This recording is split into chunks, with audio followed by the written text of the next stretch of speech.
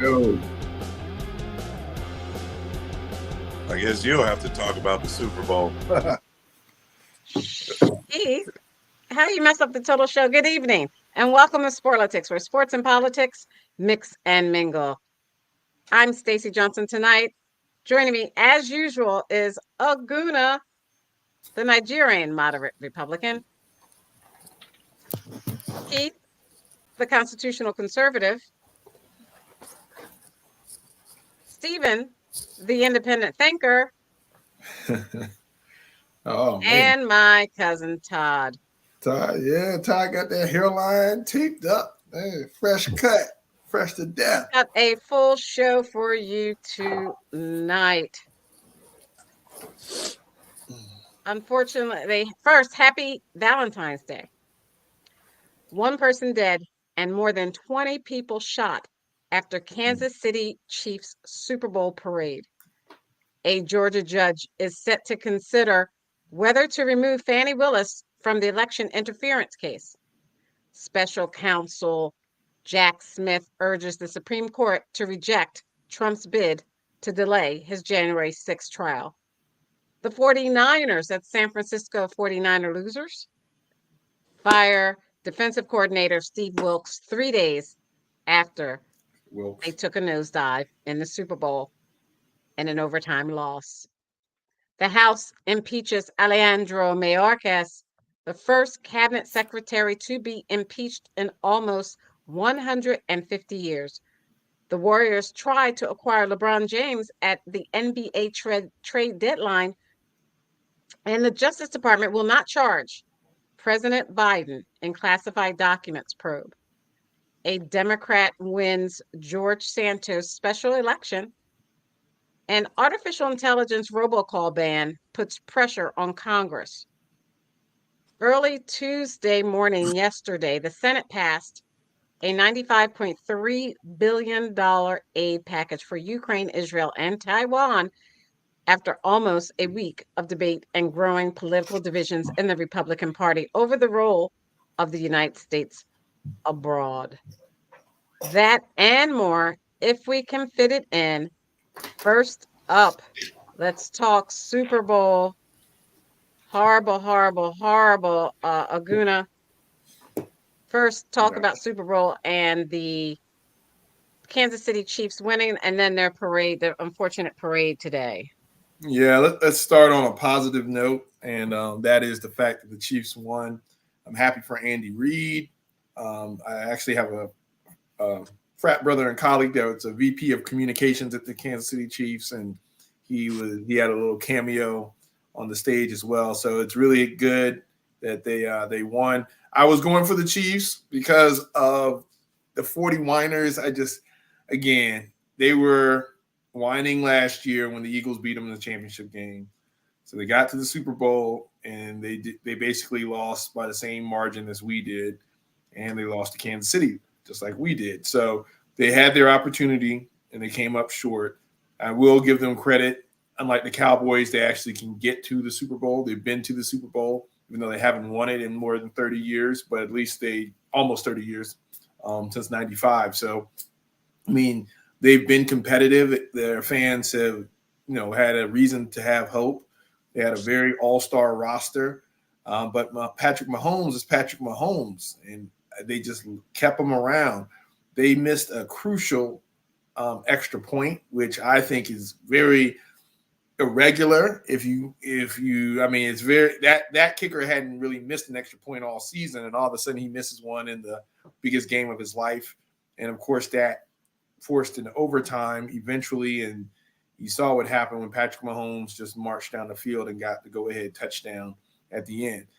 Really great defensive battle. I think the 49ers defense was really good in the first half. I mean, they were holding – the Chiefs had a lot of 3-and-outs, but they only led by about 7 at halftime. And remember from last year, we led by 10, led by 7. The Chiefs were able to get a possession and come back because they're the type of team, if you don't put them away, you let them linger around, they're going to find a way to beat you. And that's exactly what happened in the Super Bowl.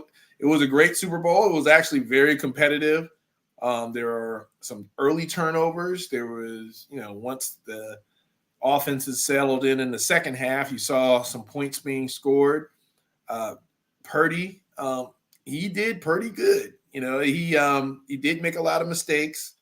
He had a couple of issues here and there, but he put the team on his back. How could he do pretty good if he made pretty mistakes? He didn't have a lot. I think did he throw an interception? I don't think did he throw it. Mahomes threw an interception. I don't remember Purdy throwing an interception. He had a couple of missed passes, miscues. Again, I don't know what the 49ers game plan was. When they ran it in the first half, they were running it down Kansas City's throats. Then all of a sudden, in the second half, they came out. They had 3 consecutive 3-and-outs because they kept passing the ball. McCaffrey was actually having a strong day. Ayuk was having a phenomenal day. But the man of the game on the 49ers side was Jennings. Jennings threw for a touchdown and caught a touchdown, just like Nick Foles, right? And he almost had maybe a game-winning touchdown in overtime, but Purdy didn't see him. So Purdy managed the game, but that wasn't enough because he was going up against the Kansas City Chiefs and Mahomes. And at the time, you give Mahomes that moment. He's been there so many times. And just like we talk about Brady and how Brady is the GOAT and how he's gotten 6 Super Bowls, Patrick Mahomes was ready for the moment when he needed to. He did some in the overtime. He had some great scrambles to pick up the fourth down. Andy Reid broke his mold and being conservative at the right moments and went for it and got him. So the Chiefs kind of dialed in the second half, and we were able to figure out how to get behind the San Francisco defense. And, of course, like we all knew he would, Kelsey came alive in the second half. And, of course, Taylor Swift. After he was hollering at Andy Reid. After he almost beat up Andy Reid and pushed him around, and it was, got a little dicey there. But Kansas City deserved it. The best team won. And Kansas City, just like Philadelphia, went through adversity in the middle of the year. They lost like 3 in a row. They actually lost to the Eagles, one of those. But they were able to right the ship, and they were able to make a run when they had to. They went on the road they went to Buffalo and won. They went to sorry about my dog over here, but went to Buffalo and won. They went to Baltimore and won. So they had a lot of success on the road to get to where they were. And then in the Super Bowl, when they needed it the most, they stepped up. So great game. Best team won. I'm glad they won. Glad San Francisco couldn't say that the Eagles going there was a joke and that a fluke, and they couldn't get it done either. So I'm happy about that. I don't think anybody won. I think Kansas City was San Francisco was favored by 3, I believe. So I think it was a push, if I'm not mistaken. I know Steven's not here tonight, but I think it was a push because the 49ers were favored by 3 or something like that. But anyway. I don't know about that. But 3, I thought the Dodgers were favored by 7. Todd, man. And Serena got MVP. Well, I think the Serena got MVP. What, Todd? Kansas Stacey, City. you want me to comment on the shooting? You wanted me Yes. And this is what I know about it. I know it wasn't in the middle of the event. It was kind of after the event. Nonetheless. But some Chiefs, Kansas City Chief players were on stage when it first started, and 20 really? people were injured and 1 person is dead. Let's talk about gun control. When you can't even celebrate your team winning a national championship, you have someone spoiling it. It's all fun and games till someone gets their eye poked out, and someone is spoiling it by bringing a gun and starting to shoot it where you have 20 people injured and 1 dead. Horrible. There has to be, Keith, something done about gun control. You're on mute. Can't hear you, Keith. We can't hear you. Come on, man. Come on, Keith. You're not on mute. We can't hear you. Steven is not here, so he doesn't know what to do. He calls technology witchcraft. So We this can't hear is you. probably not. Can't He's hear you, probably Keith. not used to. He's going to leave and come back. Okay. Okay. Todd, same thing to you. Gun control. Oh, I just thought that was ridiculous when people are celebrating like that, and all of a sudden, some nut job wants to start shooting. I really don't get it. And it's so easy to get guns now. No background checks required.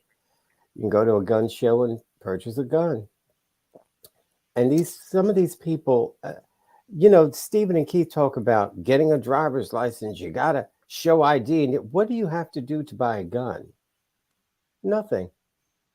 Just go in and pick one up. Unless you're black, then it's a lot of red tape to go through. But to do that in that kind of crowd, even if, it's a situation where two people are fighting, to pull out a gun and shoot in a crowd is just cowardly and dumb. Keith, are you back? Can we hear you? You want to make your comment about gun control? Yeah, can you guys hear me now? Yes. Yeah. Here's the thing. It's very interesting. I find that all these shootings, because there are a lot of shootings, and number one, the media they make sure they cover every shooting just about that they can cover. I'm sure there are a lot of violent acts. There are a lot of violent acts that happen without guns. Okay, so that right there tells you that, violence is prevalent, whether it's with a gun, or with a knife, or with a crowbar, or with a baseball bat, or whatever it is. But here's the point I wanted to make. The point I'm going to make is that notice that the people who are always shooting are people who break the law. There are people who intend to shoot and kill. Now, the people who buy guns like myself, who might purchase a gun and ammo, I don't intend to go out and shoot and kill people and just, How are we to know that? So we have to understand that it's leads me to conclude that we don't need more gun control through legislation. We need gun control through individual, training. So we need more people to understand the safety of using a gun. And it's not the gun that gets up and shoots somebody, not without a hand to pull the trigger. So the heart is the problem, not the gun. So you would argue that the access to a gun, coupled by bad decision making, is the problem, right? So now, are you saying access to the gun is the problem, or are you saying bad decision making is the problem? It's bad decision making on the part of the individual, because it's just like a car. People have killed people with their cars, rammed into people. But we don't legislate the car out of that's a false equivalent, because a car isn't meant to kill somebody. It's not a weapon. It can be used as a weapon, but that's not the intent. The intent neither of is a crowbar. Neither is a crowbar or a wrench. But how many people died from a crowbar incident? You just proved my point. Thank you. A baseball bat. Point. Those are used as weapons, but they're not intent to kill. There's no other use for a gun but to kill someone. Correct. Right. Okay, so that's a false equivalent. You can't say car and crowbar. Well, you're still wrong though, because it takes a trigger. That's not the point. It takes a hand to pull the trigger. If you give people easy access to something that's intent to kill, you're actually enabling those bad decisions to be able to happen, right? Because you're only one bad decision or one bad day away from actually using that gun to go out and intentionally kill someone. So that's why, again, all right. So your logic. It's about. Hold on, wait a minute. Calm down, Keith. We're having a good conversation. I think you can walk and chew gum at the same time. There's certain weapons that shouldn't be allowed. Based on what happened in Kansas City, again, this is in the middle of the Super Bowl parade. We don't know if the people knew each other. We don't know if it was gang related or domestic terrorism. It wasn't terrorism because it wasn't like in front of the cameras and for show, right? It was more so targeted from what they say right now. At the end of the day, depending on the weapon, the intention, and things like that, there are some sensible things we can do to try to at least understand. Because again, at the Super Bowl parade, it's a stupid thing to do because there's a lot of security there. There are a lot of VIPs there. So they all have guns. They all have weapons. So they were able to respond fairly quickly. But we can't just keep saying, hey, it's not the gun, it's the person, all this other stuff. If you give me access to something very easy, if you put a drug outside where I can every day I'm walking by, and one day I may just say, I'm gonna use that, right? So you have to be able to sensibly say, hey, there are some things that we can do about it. Yes, well, people like you and me who are law-abiding citizens should have access to weapons. But we should also want certain restrictions because we know we're going to abide by those, right? So it's not like, oh, there are too many restrictions. Like, as a law-abiding citizen who has no intent of killing, you should be okay with whatever restrictions are put in place because you're going to let me. abide by them. All right, let me also say a response. My response is that, you know, I didn't, unfortunately, I didn't get an A in chemistry, but if I recall, there are household solvents and items that you have in your house right now that you could make a bomb. Are they right now? Are they used? Or are they in the bomb? Or do they make a bomb now? Is it a bomb, or are you putting it together with the intent of creating a bomb? You could put it together. That's not the same as a gun. All I'm saying is a gun is meant to kill someone. What do you use gun as gardening? Do you use a gun to garden? You have use material. A gun to do anything else? A gun is used to kill someone, so it's a false. You have material in your home let me go that you on. can put together, and you can put together a bomb, a makeshift bomb, and you could, you know, I cause don't an explosion. understand your argument. What's the point? What are you talking about? What's your point? My point Okay. is the material is there, and just like anything that you use as a weapon can kill, can become a deadly weapon. The only problem is the people have to be trained not to, you know, use deadly force except in self-defense. That's bottom line. That is not an argument. If the stuff is around and it's not a weapon, but then you put it together to make a weapon, that is a different intention, right? It is an intention argument. of a gun is to kill someone. Can you tell me what a gun can be used for other than killing someone?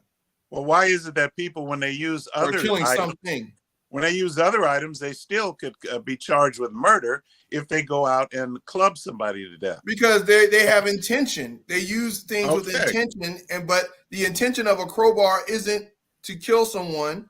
It's for some other reason. You're talking about human decision versus the intention of creating a gun is to kill. There's no other reason to have a gun but to kill. So we should take it away from all police officers. I didn't say that. Excuse me.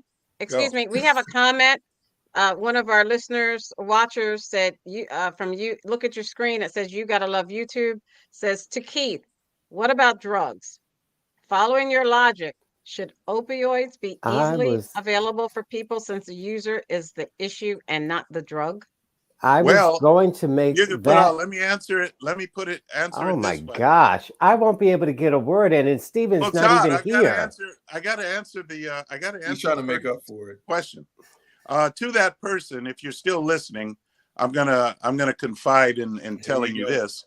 I got surgery a couple of years ago for hips. I had 2 hips replaced, and then the doctor prescribed me a bunch of opioids.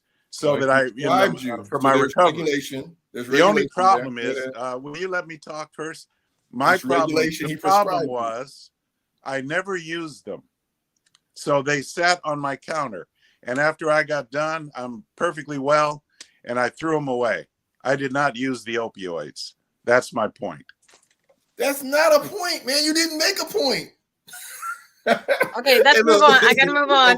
Okay. We can't stay on this forever.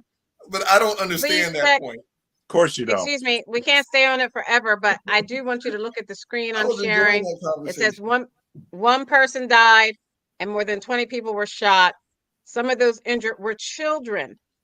The fire department chief said police have detained 3 people as part of the investigation into the spurt of violence that overshadowed a huge festive celebration. An estimated 1 million people were in downtown Kansas City for the parade and rally to mark the Chiefs' repeat championship win. Players were still on the stage of the victory rally when the shooting took place. The shooting in Kansas City was at least the 48th mass shooting in the United States so far this year, 2024, according to the Gun Violence Archive. And this is by Tori Powell, Elise Hammond, Maureen Chowdhury, CNN, update at 7:42 p.m.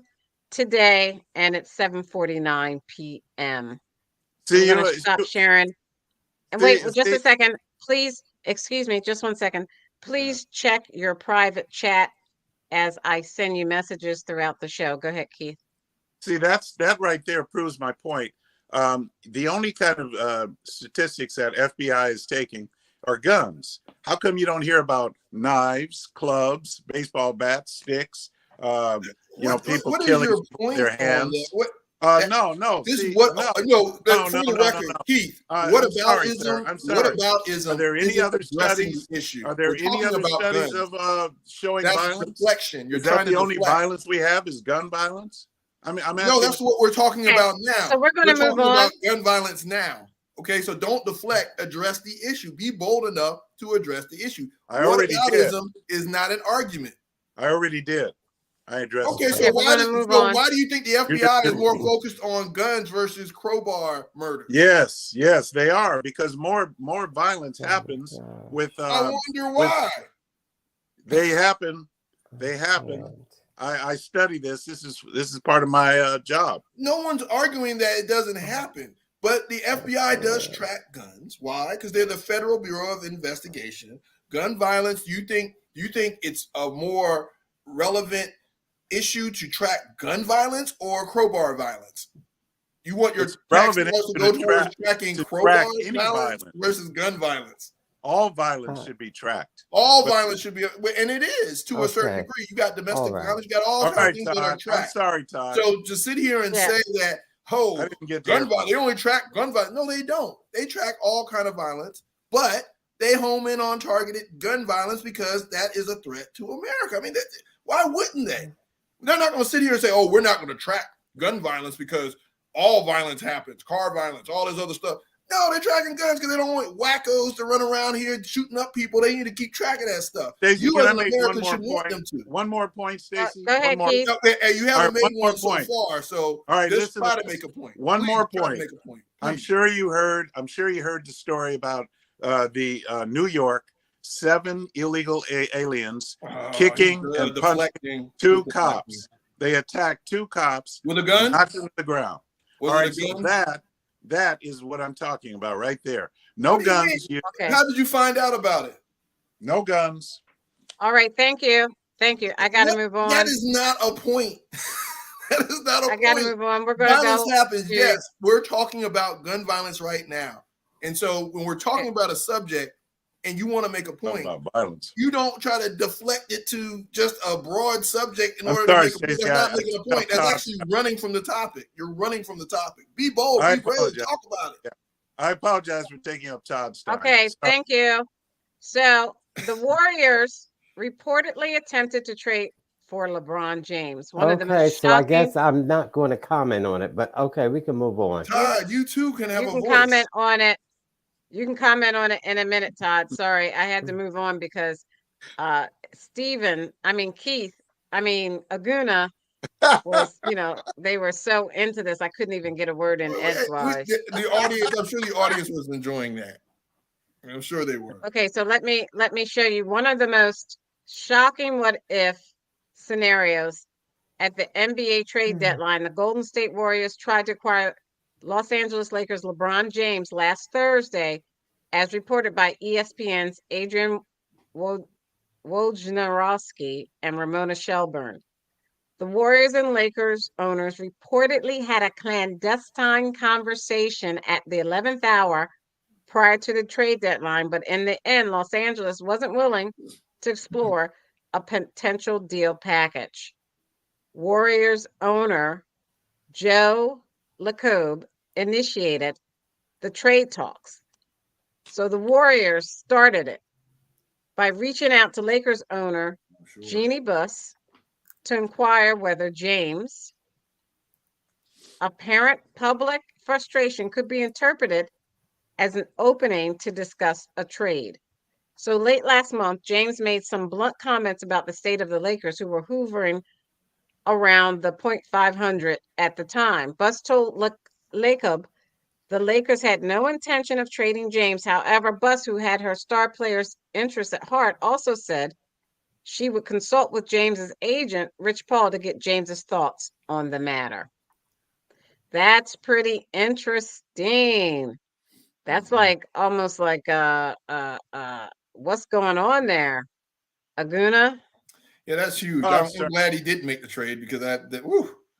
But it also tells you the state of the NBA right now. I mean, you have cases where they're trying to reignite these super teams. Remember, like 5 or 6 years ago, where they were putting together these super teams and got all these all stars on the same team, and Golden State when they were making their runs, and now they're kind of lingering around 500 as well, just like the Lakers. But these are big name franchises that have developed like huge fan bases, right? And so I would be very hard pressed if the Lakers, not only just the fact that LeBron himself is like the brand of basketball, but the Lakers brand as well with LeBron, which is a match made in heaven if they're doing well, would give up that just to seek a trade. Because I think at the end of the day, both of these franchises want to win championships. Golden State wants to get back to, and of course the Lakers want to maintain. But again, you see where they are right now. They're not doing as well. So I was, again, it probably makes for more news than anything, but I would have been shocked if Golden State would have been able to pull that off, just given the ramifications of that trade and how that would, I mean, it made for great sports media, but man, can you imagine Steph Curry and LeBron James on the same team? Man, whew. I don't know. Now, I'm pretty sure that the Lakers would take the step, but giving him to the Warriors, that would have been crazy. But again, it makes for more media than in actuality making sense. But I would also, just for giggles' sake, see what they were offering. I mean, they'd probably have to give up a lot, players, all kind of stuff, if they thought that they could pull this trade off. So it was pretty interesting. But again, I think it's more intrigue than anything. Okay, welcome to Sporlitiks, where sports and politics mix and mingle. We have Pastor Even on. Pastor Even, your comment on the Warriors trying to acquire LeBron James. Yeah, just before that, though, if I can, just make a quick correction. That story he gave about the migrants and the police fighting in New York, they've actually updated that story because there's a second video that shows the policemen harassing and pushing the kids, the migrant kids. And after everything got worked out in court, that's why 2 of them were not charged, and the other 3 who got into the altercation with the police were charged. So again, right-wing We hysteria. didn't hear that. We didn't hear that story. Keith never seems to read the update. But to LeBron James story, I can get this real quick. So this is a case of when ownership starts to meddle with things. So the owner of Golden State Warriors says, well, I mean, Bron seems unhappy. Maybe we can make a trade. So if you're the GM, you have to put on the act as if you could make this happen. So he calls Jeannie Buss, tries to put it together. Well, in all actuality, Jeannie Buss and the Lakers were not trading LeBron because Jeannie Buss, that family, if y'all watch that Lakers Dynasty show, kind of gives you an indicator, they don't have money like the other owners. So they need to squeeze every last dime out of these last LeBron James years that they get. So they're not going to trade him because they want the primetime games, the prestige, the sponsorships, and all the ad revenue, all the money that he brings them, win or lose, doesn't matter to them at a certain point. So they were never going to trade him. I guess they entertained it just for the idea of making, Golden State happy. But no, this is something that wasn't going to happen. This is just an owner getting in business that he shouldn't be involved in and telling his GM to go do something. Okay, thank you. I want to go right back to the NFL. I'm sorry, I forgot. I should have included this before. The 49ers fire defensive coordinator Steve Wilks 3 days after the 49ers lost the Super Bowl. Well, last hired, first fired. That tradition in the NFL is alive and well. So when something bad happens, you look around and blame a black dude. But essentially, he's been under fire all season in a ridiculous way because I think that defense has really lived up to the billing. They've done a good job. I thought he did a really good job in that Super Bowl. You just happen to be up against Pat Mahomes. So for the head coach who made the wrong decision on the overtime possession Yep. For him to turn around and fire a guy like he was the reason why they lost, yeah. So I was real disappointed with that, but not surprised. It's the NFL. Aguna?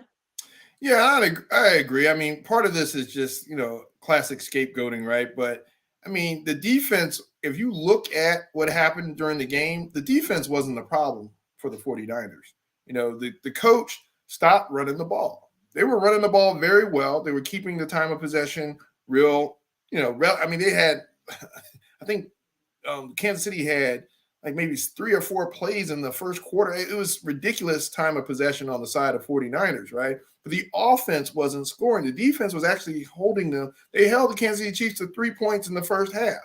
So, to say that, yes, they made some adjustments and they were able to, pull it back to like 19 in the second half. They scored 16 unanswered points. Okay, yeah, the defense had some holes in it, but look at the number of possessions. Look at what the offense was doing. If you keep scoring and you're matching Kansas City scoring, then we're not even having this conversation. Plus, the defense doesn't kick extra points. That one extra point was the reason why the 49ers lost the game. If they would have made that extra point, you wouldn't have Patrick Mahomes driving down the field for a tying field goal. They would have had to try to change their whole game plan. And to Naz's point, in overtime rules in the NFL are in the playoffs are different than the regular season. So if you take the ball, again, both teams, doesn't matter if you get a field goal or a touchdown, the other team has a possession. So, most coaches, just like they defer for the beginning of the game, you should defer for overtime, giving your defense a chance to stop the other team, or at least hold them to a field goal. Because once you do that, you're going to get the ball. You're going to get a chance to possess. So if you at least give them to put the pressure on them first, you're able to dictate the terms of the game. Now, if they go down the field and get a touchdown, okay, yeah, the pressure's on you to go and get a touchdown. But you know that anyway, right? So, I mean, you have a slight advantage deferring when it comes to overtime in the Super Bowl if you know the rules. And again, 49ers went down, got a field goal. The Kansas City Chiefs celebrated because they're like, okay, now we have options. We can either go down and get a field goal and then still be putting the pressure on our defense to stop them because now it goes to sudden death. Or we can go down and get a touchdown and end this game, right? So as long as we hold them to a field goal and get a touchdown, the game's over. They held them to a field goal, advantage 1. They drove down the field, game over. And they had figured it out, right? Because they were going to go for broke anyway. They were going to go for it on 4th down. They were going to go for it and take risk on that drive anyway. So definitely was an advantage, them taking the ball, getting the ball second in the overtime. Okay. Thank you. If you see that picture, that's a picture of the gentleman who was the former head coach of the North Carolina Panthers and became the defensive coordinator for the San Francisco 49ers, fired. Where do you think, I'll ask Cousin Todd, where do you think, Cousin Todd, he will end up next? He'll probably be a defensive coach for the Red Sox. Thank you, Todd. Thank you. That was just so brilliant. And the NBA is back. One Isaiah Stewart of the Detroit Pistons has punched Drew Gooden in the face, in the tunnels, in the back of the locker room before a game started. Beautiful. The NBA is back, baby. I love it. Now, who is that again? I didn't hear that. Isaiah Stewart punched Drew Gooden of the Phoenix Suns in the face, in the back tunnels before the game started. Words were said, and he didn't like those words, so he punched the man in the face before the game started. Beautiful. That's what I'm talking about. Are you talking about Detroit Pistons power forward Isaiah Stewart and Phoenix Suns power forward Drew Eubanks? Yep. Assault and battery. So they had a little scuffle. He punched him and he hit the hard concrete. Should have washed his mouth. Assault and battery. All right. Thank you. On to Secretary of Defense Lloyd Austin. We're in the politics now. Lloyd Austin transferred his duties to his deputy as he was hospitalized. However, since then, Cousin Todd, he has been back to work where he addressed his support for Ukraine. First time speaking after his hospitalization. Cousin Todd, do you want to talk on this? This is a non-issue. People get sick and then they go back to work. So I don't know what the big deal was about him being hospitalized again. He can do his job, and he's doing his job. That's it. And when he can't do his job, he'll be replaced. That's it. Yeah, well, but at the same time, he's Secretary of Defense. This ain't like. And what is your somebody point? sitting down at McDonald's? Well, no, I don't think it's a problem with him being hospitalized, but I think there was a point where he had to disclose certain medical. That was then. This is now. He apologized. The world has moved on. But that could have impacted their decision to have him as in that role. I mean, come on. I mean, again, we're not talking about this is just I'm just playing devil's advocate, Todd. All right. That could have impacted his role in doing that job. So if it was required to him to disclose certain health conditions as a means of national security, that should have happened. Okay, you're right. He apologized. And so the president doesn't. Apologized for it. What? Trump didn't disclose anything. His taxes. So you're holding Trump to the same standard. Are we holding this guy? Yes, ma'am. Are we really even having this argument where we're going to try to hold Trump to this standard? And is there any standard that Trump does not fall short of? I mean, again, he didn't disclose. I'm just saying, for the record, he didn't disclose, and that may have impacted his ability to even get placed in that role. So let me read this. Let me read this article by. Excuse me. At that point, when he got the job, can I read this? Oh, that's okay. Fine. Hey, I don't know. There's some other things that was going on with him, though. So what did he apologize for? Because he went to the hospital to have a procedure after he found out he had cancer, and he didn't tell the president. Oh, okay. Well, all right. But that has nothing to do with him getting the job years before. I apologize if I didn't get the timeline right, but I'm just saying, in that role, you got to be very forthcoming about health and medical issues. Unless you are the president. Unless you're Donald Trump. Okay, excuse me. I'm going to move on. I'm going to talk about the article about Lloyd Austin. This article was written by Tom Vandenbroek, published today at 10:13 a.m., updated at 3:32 p.m. today. Washington Defense Secretary, I'm trying to get this thing out of here. I can't get this video out. Sorry, it's having technical difficulties trying to get this out. Okay. Washington Defense Secretary Lloyd Austin appeared today by video before representatives of Western allies who are supporting Ukraine. His first public appearance since he was hospitalized this weekend with a bladder issue. He pledged to stand behind Ukraine and help deliver its most urgent needs: artillery, ammunition, and air defense missiles to defend against Russia's nearly 2-year-long invasion. The Ukraine Defense Contact Group met in Brussels, a conference Austin had planned to attend before his latest health setback.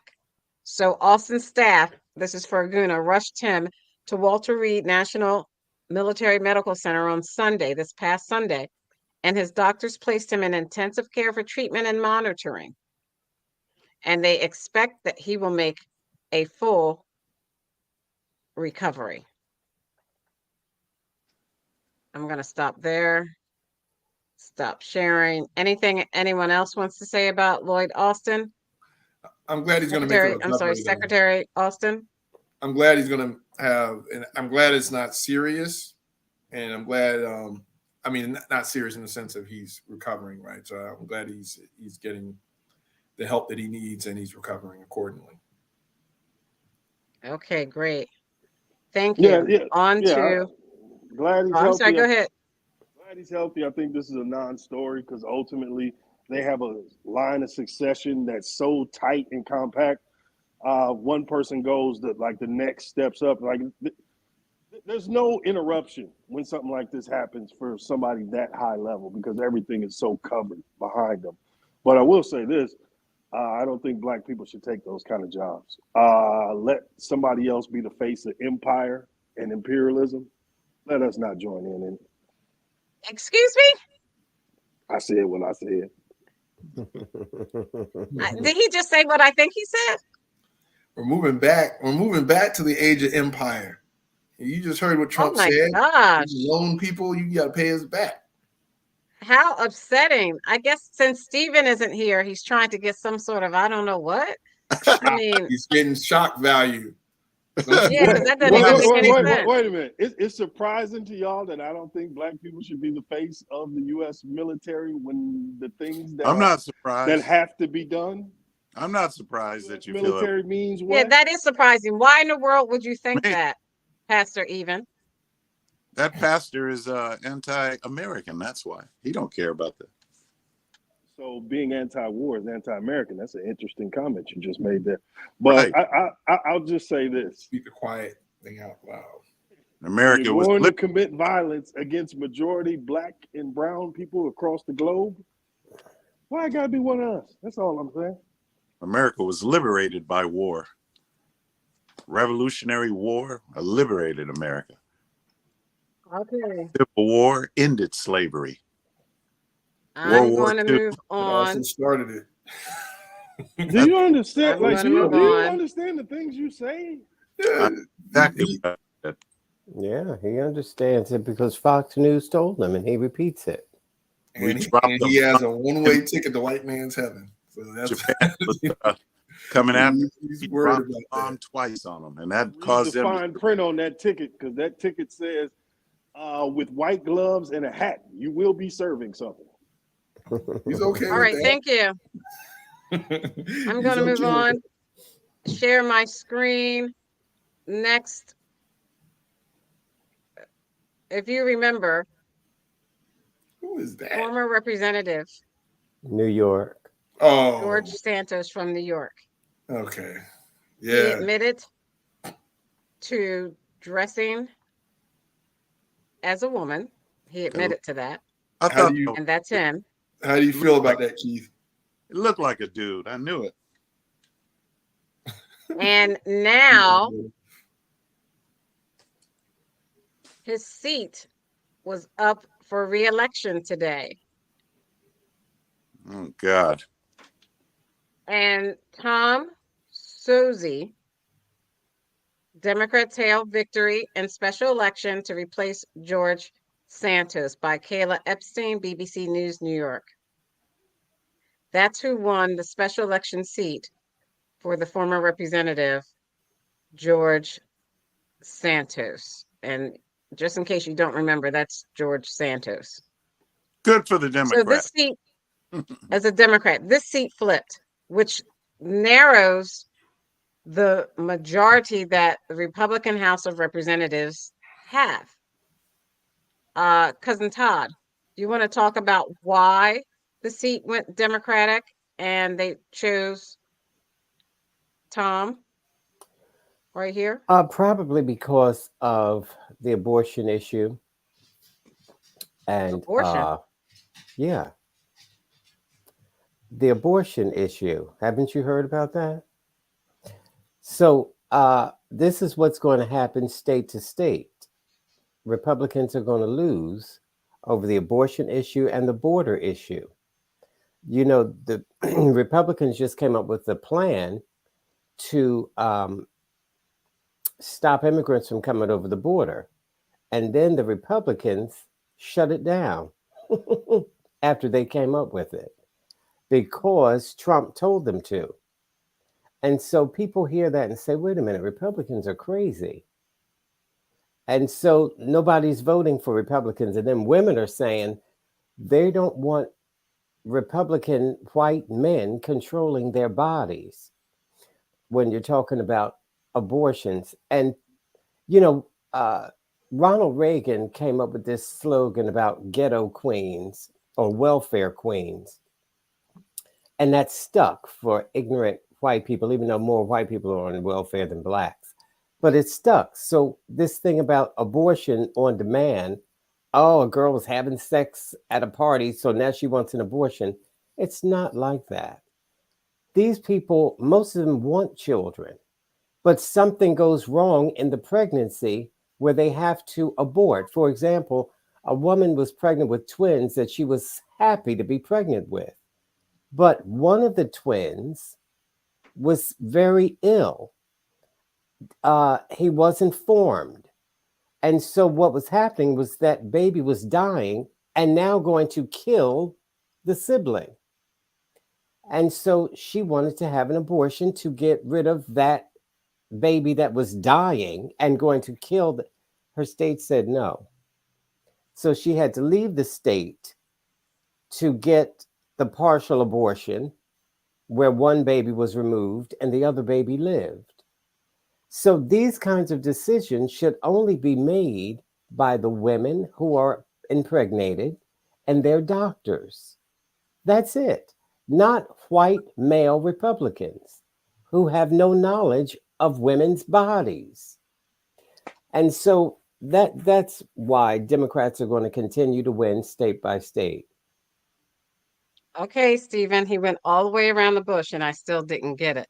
But let's move Of on. course, you Okay, didn't can we get make a it because comment? you Can I make a are a comment on this, white male Republican. Can I make a say? So, okay. Go ahead, Aguna. So, but here's the thing. It's important to note that this is a New York suburb, right? It's a New York suburb, and they Long Island. Long Island, right? So they elected Right. Santos. Why did they elect Santos? Because it's an affluent area. They really weren't excited about either candidate at the time, and this was a case in which they were so unenthusiastic about their options that people didn't really turn out, and you didn't have the type of momentum that you, or just the anger that you're seeing, visceral that you see right now. When Santos won and went to Washington, and they found out he was lying about all kind of stuff like 9/11 and all this other stuff, and he was doing fraud, stealing from a disabled vet. It was an embarrassment to them, right? But this Tom guy, he barely won in this special election. So what does this tell you? It tells you that people can get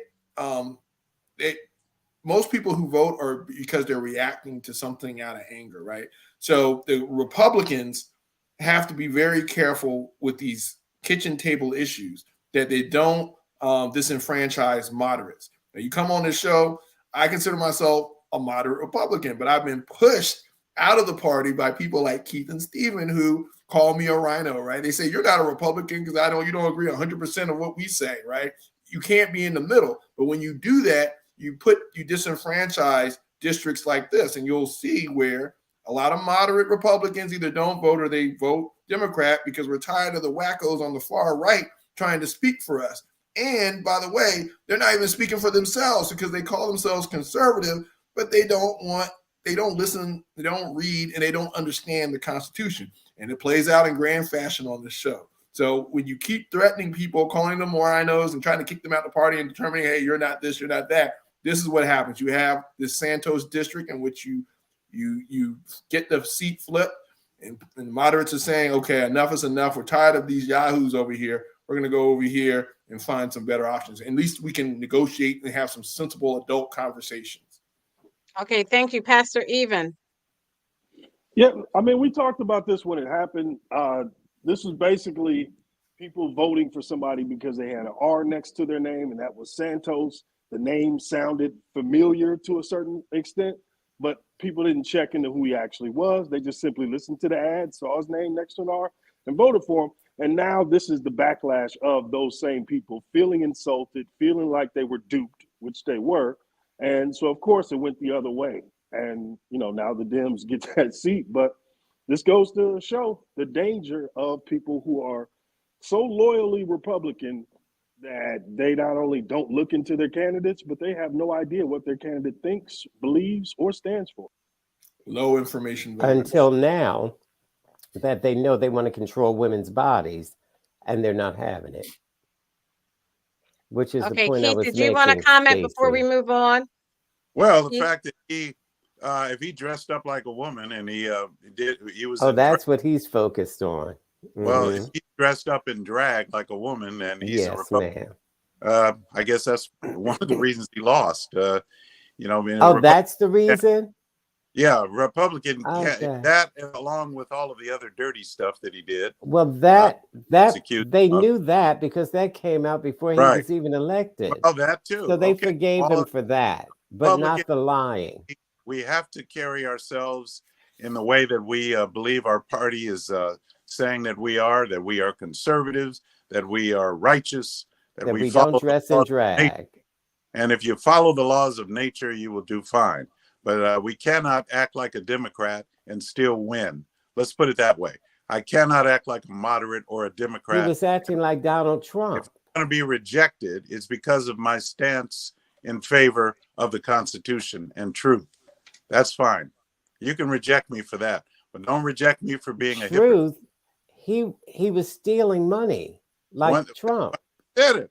I just said that's why one of the reasons he lost. So there. Okay. So you think Trump is going to lose in November? You got to be you got to listen to what Keith is saying, right? So you can read the tea leaves. What he's saying is all that the man dressed in drag, indicative, so he should lose. He's indicative of a Democrat, right? So he's trying to project that behavior on the Democratic Party versus being accountable for that person being a Republican and reflecting Republican values. Right. Now, he's not a real Republican. He's not reflecting our values. That's why he lost. Versus the Republican Party has actually cultivated a culture of this deception based on some of the candidates that they're bringing forward. But he's trying to deflect. But at the same time, this is how he rationalizes obviously that this candidate lost. The Democrats don't mind having a person like that. So there you go. Then why didn't he run as a Democrat? Voted him in. Why didn't he run as a Democrat? We're gonna move on. Why didn't he run as a Democrat? Thank you. Like Keith just said, bye-bye. Bye-bye. Yeah, because he doesn't want to answer the question. If the Democrats wanted it, why didn't the Democratic candidate run like that then? Sorry, sir. You can't just. Okay. You don't want to answer the question. Thank you. He said one thing, Aduna. Bye-bye. Bye-bye, ma'am. Bye. This is a Republican running I get as a Republican. You can't answer the question, therefore, okay, I get it. Just say you don't want to answer the question. I think I did answer it. That's I did. Okay. No, you didn't. You deflected like you normally do. Can't. Okay. He's a Democrat running as a Republican. That's not an Homeland Security. But that's what Trump did. Secretary of Homeland Security. If you look at this CNN politics article, CNN.com by Annie Grayer and Claire Foran and Kristen Wilson, written yesterday, February 13th, updated at 8:27 p.m. He was impeached. Alejandro Mayorkas was impeached. The House of Representatives, by an extremely narrow margin, voted yesterday to impeach him, the first cabinet secretary to be impeached in almost 150 years. The result came 1 week after the stunning loss House Republicans suffered when they last tried to impeach Mayorkas, and GOP defections and an absence sank the initial floor vote. A move Republicans had hoped to use to spotlight the Biden administration's handling of the southern border. Let's start with Pastor Even. Pastor Even, what does this mean to have him impeached? Nothing. Best story we could see today, because it really gets to the root of the problems of the Republican Party. Ultimately, you have a party that can't govern, is trapped by this Frankenstein monster that they created as a base that can never be satisfied, never wants to compromise. So what do you bring them? Theater. So you come up with these ideas about the border, what's acceptable, what's not. You raise the alarm and say it's an invasion. We're all going to die if something else is not done about the border. Then Trump comes and says, hey, man, I need that to run on. So these same people turn around and turn down the idea. Could you turn off your mood music there? So that was Keith. Can't get that accomplished. Then they move again. They move back to theater. So the theater is Biden and his team didn't get it done, so we're going to fire this guy and make a big show of it. But ultimately, does this solve the border crisis? Does this get it back into compromising and figuring out a way to get things how they want? No. So again, this is theater. This is what you serve rubes. Rubes, like certain people we know who eat things like this up. This is what you give them.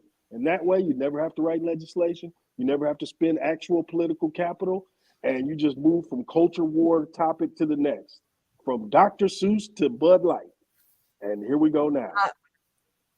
Keith, what was the point of them spending all that money to impeach the secretary in an attempt to put a spotlight on President Biden's actions when it comes to his administration's actions when it comes to the southern border, Keith? Well, it was, I think it's quite obvious. Anybody can see it when you look at the southern border. Southern border is wide open. People are coming in that shouldn't be coming in.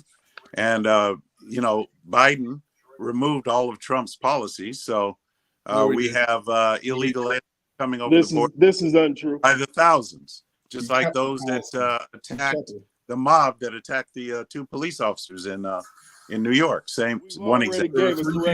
Many other examples of illegal alien activity that is committing crimes here in America. They shouldn't even be here in the first place. So Mayorkas is just like these people on this show are in denial. They feel that, the border's not open. It's quite secure. Everything is all right. And we're just having a great old time, a grand old time. So anyway, that's what I say. And it's good that Mayorkas was impeached. He took an oath of office to secure the rights of the people, to secure our rights. He took that oath, and he has failed, just like Biden. Okay, thank you. So thank you. This is very interesting, right? So I want all our viewers to just listen to what just was said, right? So just imagine you're getting a performance review at your job, and your boss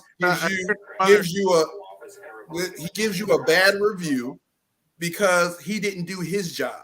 So I'm giving you a bad review because I didn't do my job, right? I'm judging you based on things that I didn't do right. So we're talking about a bureaucrat. He's a secretary of Homeland. He was assigned to the seat to carry out laws, to enforce the law, right? What is Congress's job? Is to legislate. So don't deflect and say this guy's not doing his job when you're not even doing your job. If you want something done about the border, pass legislation to do something about it. You had a bill come through the Senate.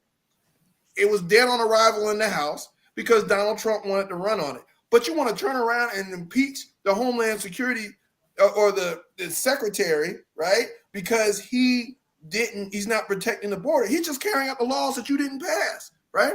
And it's a lie that Biden took away. He's not separating children from their families. But by the way, Trump was using a loophole based on the COVID-19 issue. So it was going to expire anyway. Now, if you want to avoid something, if you want to do something about the border, come to the table and legislate. So you as a conservative, a so-called conservative, because we all know that's BS, all right? You should be outraged that they are sitting here spending all this time to impeach someone who's just going to waste time. He's not going to leave the job. It's just smoke and mirrors. But you're not holding them accountable to legislatively do something about the border. You want to deflect and say, Biden, do some executive orders to protect the country and do all this other stuff. No, Biden's like, no, you guys do your job. All right. You were elected as a representative republic to the republic. Do your job. You should want Congress to do their job through laws. He is a bureaucrat. Why are you impeaching a bureaucrat? Do your job, Congress. You as a constitutional conservative, whatever the hell you call yourself, tell them to do their job. Hold them accountable for that. You sit here, you want to bring and deflect and say all these narratives and talking points. Tell Congress to do their job. Pass some laws. He said no. Cousin Todd. What happens with Republicans, they trip over themselves and they contradict themselves, like Keith and Stephen. Now, whenever Barack Obama would do an executive order, they have a fit. Oh, he's just taking it in his own hands. now they're saying, why don't Biden make an executive order? So you can't win with these people. We're talking about you, Keith. So if he does that, he's wrong. If he doesn't do that, he's wrong. Congress is supposed to do that. It's their job. And the Speaker of the House contradicts himself coming and going. I want to play I want to play this clip that I have. What clip is that, Cousin Stacey, Todd? this is a clip of the Speaker talking about impeaching people willy-nilly.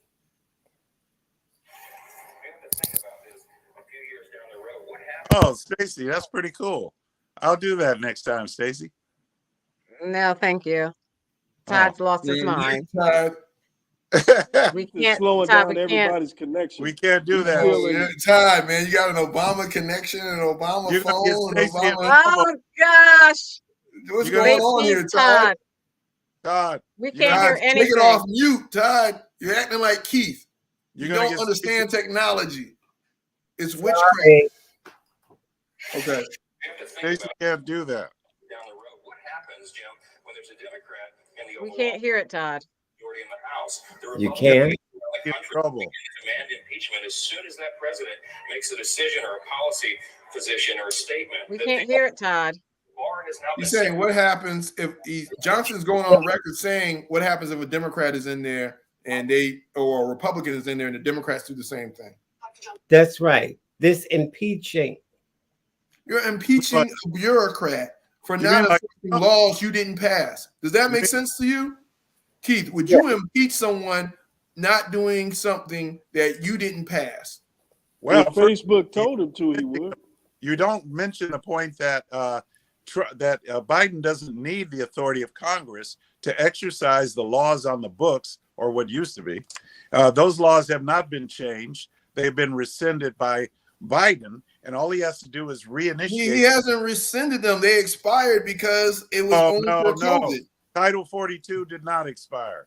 He's still enforcing. He's still enforcing that. He's not separated. Title 41 or 42. You're wrong. 42. No, 41 or 42. It's 42. All right, so 42 was that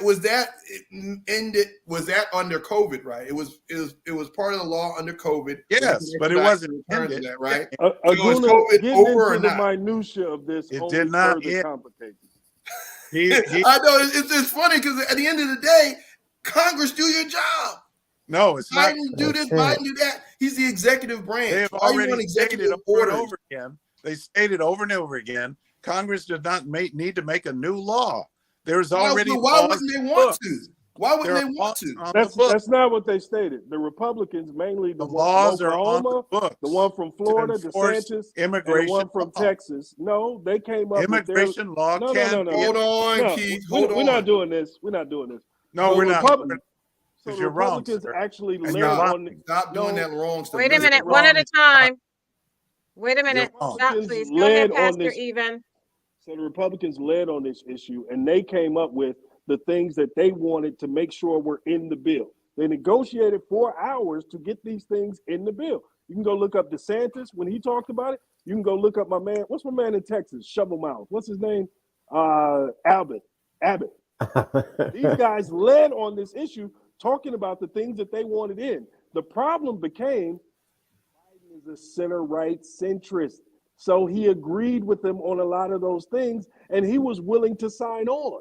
And at that point, it became a problem because, as Trump said on stage the other day, he admitted this, that he killed the bill because he wanted to run on it, and he didn't want Joe Biden to be able to get a win. Exactly. So for Keith to sit here and act killed like the we bill don't know this because bad faith of scenario funding is to going Ukraine on, without and the try to- border being secure. and try Funding to cite. to Ukraine without the border being Get out of secure. here. You can Get out walk of here. and chew gum. Get out of here. One We has can nothing walk to do and with chew- the other. One at a Nothing to do with time. the other. One has nothing to do with the Are other. you can walk finished, and Pastor chew gum. Even? No, I didn't. Count Chocolate That's started all he had talking. to do. So when you start citing, what You about called Article Aguna 40? Count Chocolate? No, I was No, talking you- about Count Chocula, the cereal maker. That is Keith. I enjoy his brand. I buy it a lot, man. I'm not knocking the brother. I still eat Count Chocula. There's nothing wrong with it.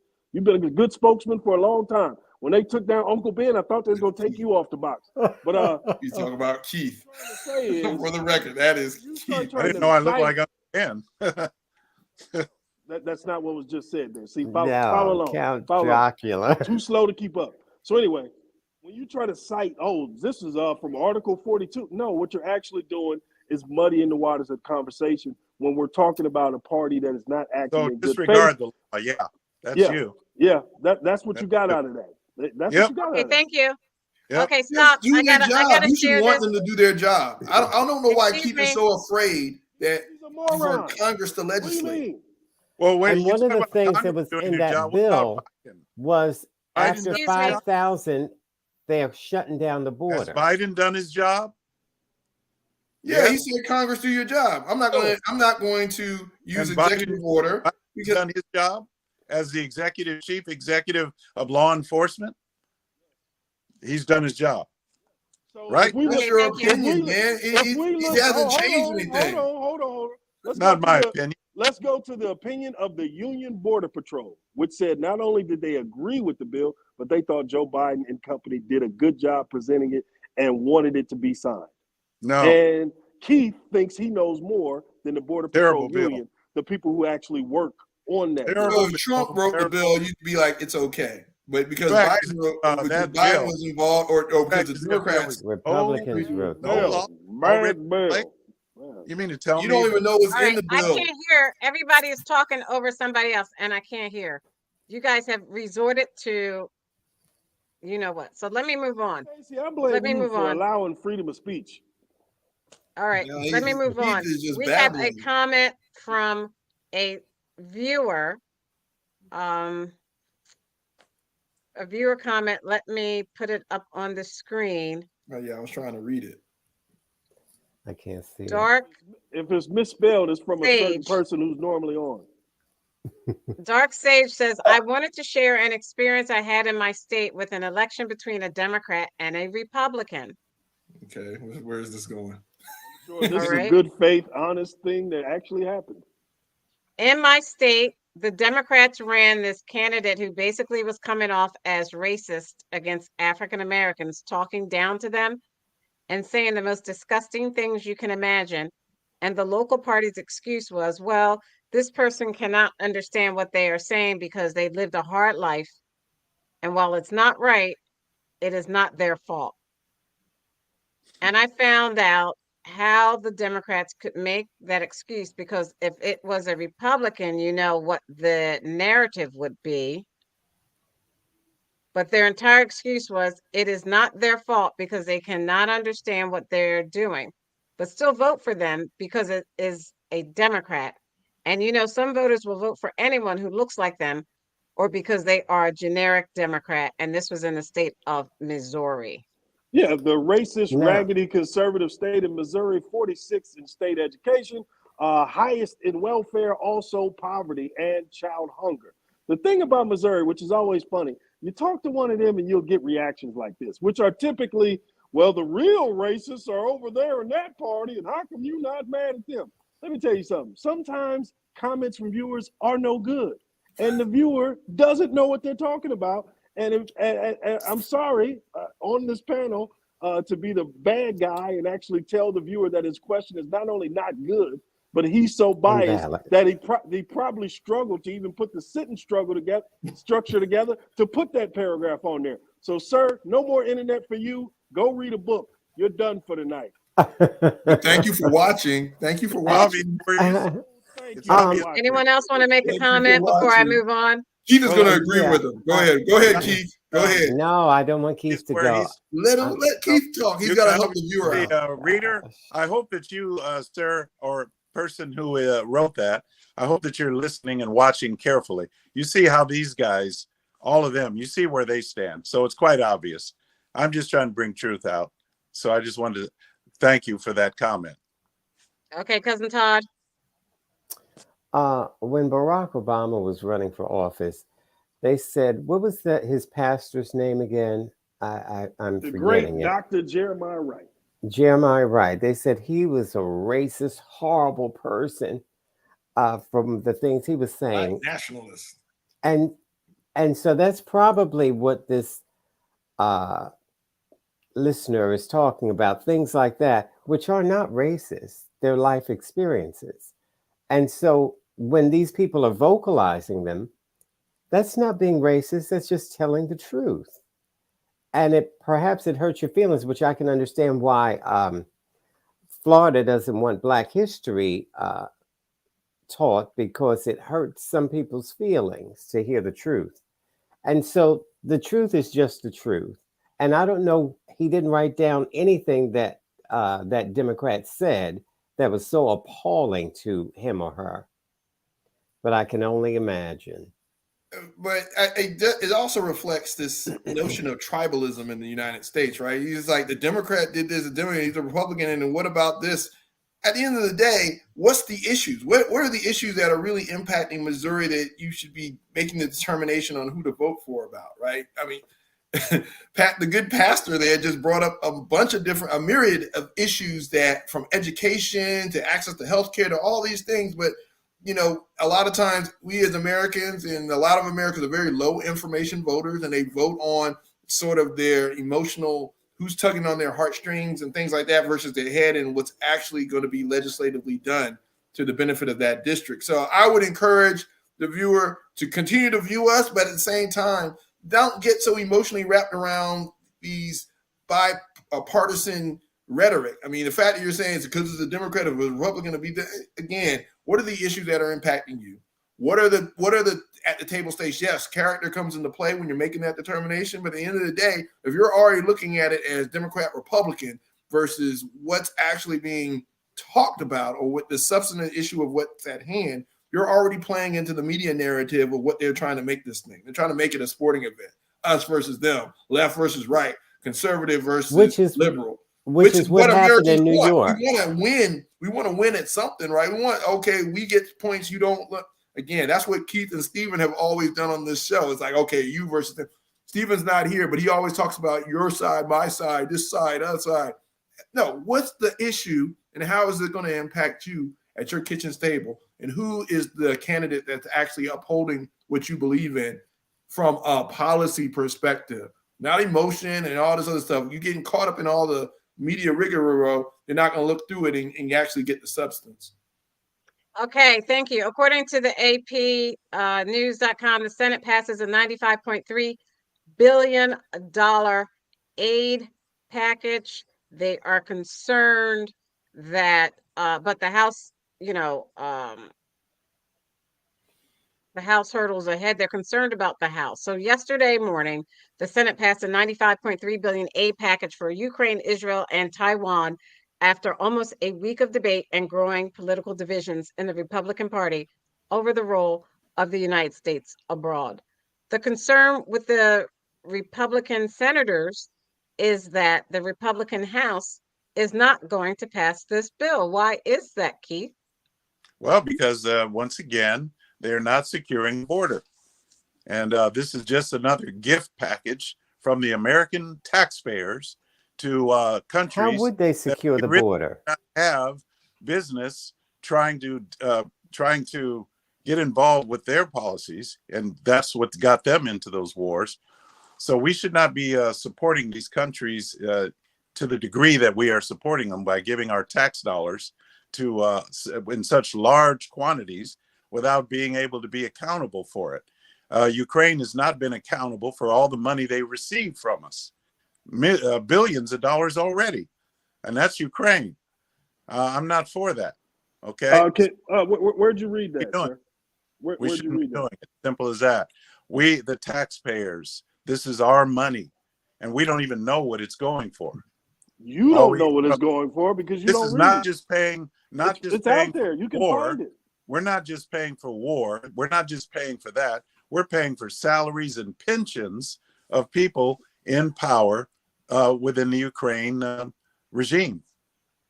Yeah, so this is incorrect. I would challenge the person who made that statement to not only find that document that shows that funds have been misappropriated, but he has a fundamental misunderstanding of how where all US the funds works. is going?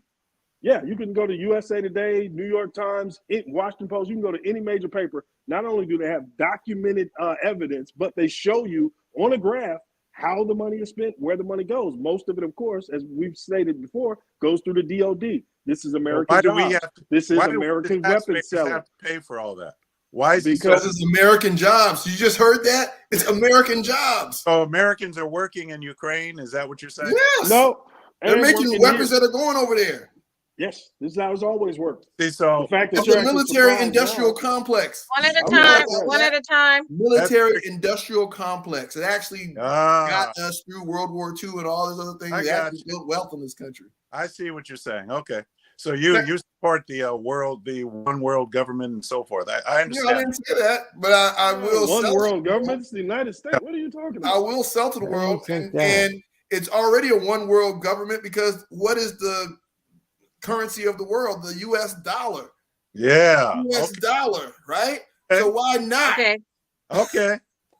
That's fair enough. Look, I'm not a populist. I'm not an isolationist. I'm Fair a enough. globalist. Hey, it's a global economy. Let's make this money. Fair enough. That's fine. But at the end of the day, but to your point, Keith, yes, we should be stewards of the American taxpayer dollar, right? But we also should know how our money is being spent and not be naive to think that we're just writing this blind check to the Ukraine and they're just going to take it and do what they want, whatever the hell they want. That's not how that works. And they're packaging it because, again, you have this conservative right-wing part of the party that's gotten behind this isolationist populist rhetoric, right? Saying that these other countries, we don't need to influence these other countries. But the U.S. has always done that. You know, what would Ronald Reagan do? Ronald Reagan would sell them all kind of weapons, have the Russians or the Soviets fighting in Afghanistan and spending their money because we're buying influence. We're also running their resources in the ground. So it's a proxy war. That's something the U.S. has always done, right? And they're actually doing it pretty well in the Ukraine right now, except for the fact that Donald Trump now is using this as a campaign issue. So now all of a sudden, traditional Reaganites, people that like to cite Ronald Reagan, have automatically turned their other cheek and have forgotten about how U.S. foreign policy works and how U.S. influence works and how U.S. democracy overseas through State Department and other things have always worked. Not saying I always agree with it because we've run some countries in the ground. In fact, this whole invasion from Central and South America is because the U.S. has propped up these corrupt governments, and now you're seeing a residual effect of that, right? But now we want to blame Biden and all this other stuff because we've forgotten about history. And you're always on the show talking about knowledge and all this other stuff, but somehow you leave certain aspects of history out to make your own narrative. At the end of the day, yes, I think we should be stewards of U.S. tax dollars, but we also should be smart enough to know that this money is creating U.S. jobs. It's also making U.S. influence. Right. Will allow us to, once this Ukraine war is over, you're going to see a lot of American companies going in there, and you're going to see McDonald's and all this other stuff going on over there as a result of what we're doing now. So this is actually an investment, and I'm okay with that. Do you think it'll end? Do you think it ever will end? Okay, don't ask him a question. Don't ask him a question. Russia can only spend so much. I know that the Russians can't outspend us. I know that for a fact. The Russians will not Cousin outspend Todd. us. Okay, I was going to ask a question. Don't ask a question. Well, it's a question, but don't answer it. People like him all of a sudden have a problem with Ukraine. What about... I never even Let me get to my point. What about giving money to Israel? We give them more than anybody else. You don't have a problem with that, do you? Well, Israel, yes, I do. Israel can be supported by many of the Christian, Judeo-Christian. Okay, so you think we should stop giving money to Israel? Yeah, the taxpayer dollars should be also limited for whether it's, I don't care who it is, but let me do it myself. Let my church do it. Let other nonprofit organizations. Okay. All right. So you want the United States to stop. The taxpayer I money just want this clear. Should not be given over to countries. Stop asking him questions, Todd. We're running out of time. I know. I want this clear. Hold it, Aguna. It's okay. Charitable donations are no longer tax deductible. Oh my gosh. Aguna won't stop. For the tax law. Go ahead. Aguna is Stephen. I want Keith to say he doesn't want the United States to give Israel any more money. I didn't say that. I said we should be careful as Oh, Count Chocula. Well, the reason I'm saying this is because Israel is our friend. Israel is our And is our Ukraine ally. isn't. Who Just wouldn't like be your friend Iran. if you give them $6 billion Ukraine a is year? not our ally. We didn't even know Ukraine until the war started. We Well, told them not we to. did. We told them to get Speak rid of for their yourself. nukes. That's not true. That's why we made it. Okay, I got to We move told on. them to get rid I of their can't go nukes. into this. Most Americans. I No, didn't. Because Americans are most ignorant. We people want have to, because those most who Americans have- are ignorant of the Ukraine. We should not. They're not our friend. That's well, what you're those saying. who have an interest with Ukraine, yes, you have money going to Ukraine. Well, I mean, back and forth, with Biden's deals, Biden's son's No, deals. we have U.S. interests because we rather them Yeah, fight in Ukraine than In over that here. case, yes. Get some there water, is Keith. going back and Let's forth. move on to the next topic. He's trying to Get some think too water. much, and Yeah, he's not I'm doing moving a on. good Thank job. you. Thank you, Keith. The Justice Department will not charge President Biden in classified documents probe. Keith, you're happy about that, right? Well, I'm not surprised. So what am I? I mean, why do we even? Whatever. Here goes the Why do we even think that he's going to? That is going Pastor to. He didn't do anything wrong. He gave them back. Pastor So again, this becomes a problem when we try to balance things and we Why say do we both. even think it's going to happen? I don't even. We They don't. back and he cooperated with them. We don't, Count Chocolate. Hold on. And this becomes a problem when we try to both sides everything. So we say, hey, both guys took documents. Well, one gentleman answered when they told him he needed to return those things, and the other man hid the documents when he was told he needed to return those things.